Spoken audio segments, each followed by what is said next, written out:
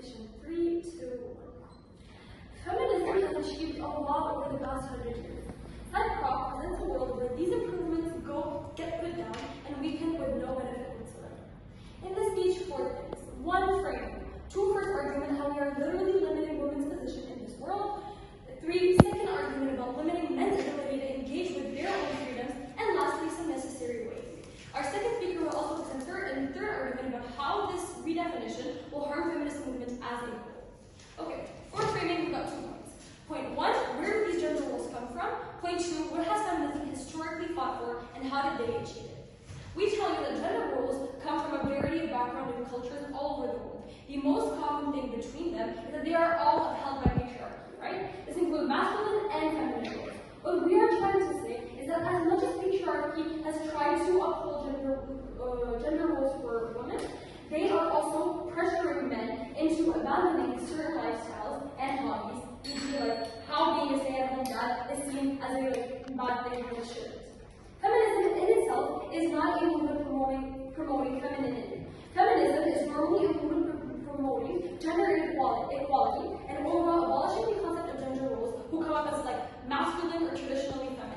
To promote a complete and total equality of choice in between genders is how we are characterizing this motion today. By redefining gender roles as it is, feminists are actually acknowledging the existence of gender roles and admitting that they are right at some degree, right? Meaning that a lot of their previous fights were meaningless. This leads me directly to my first argument. So historically, feminists have continuously tried to create a world where women do have a choice. These labels such as male and like female roles are not there, right? So in our world, we advocate for one that is equal, one where everyone, women included, can be whatever they want without the imposition of society. We think that Team Op does not understand what gender roles and what feminists are trying to fight for. In their world panel, it is a world where women will start to fall back into everything they have worked for previously. It is a world where empowerment for a role that previously marginalized women and left them without a voice is coming back and being celebrated. Now, why is this impactful, right? This is because it affects several types of women. The women who take on the traditional roles, right, and will now be discredited, who don't take on the traditional roles, right, will be discredited and limited in recognition. All their merits, their hard work, and the years of suffering where they didn't have a choice, they had to be housewives, and if they weren't, then they were a failure and they are now discredited. This doesn't sound much of the 21st century here, right? The facts are, in our world, we abolish this implication, this assumption, this misunderstanding that one group of women is superior and more empowering than the last.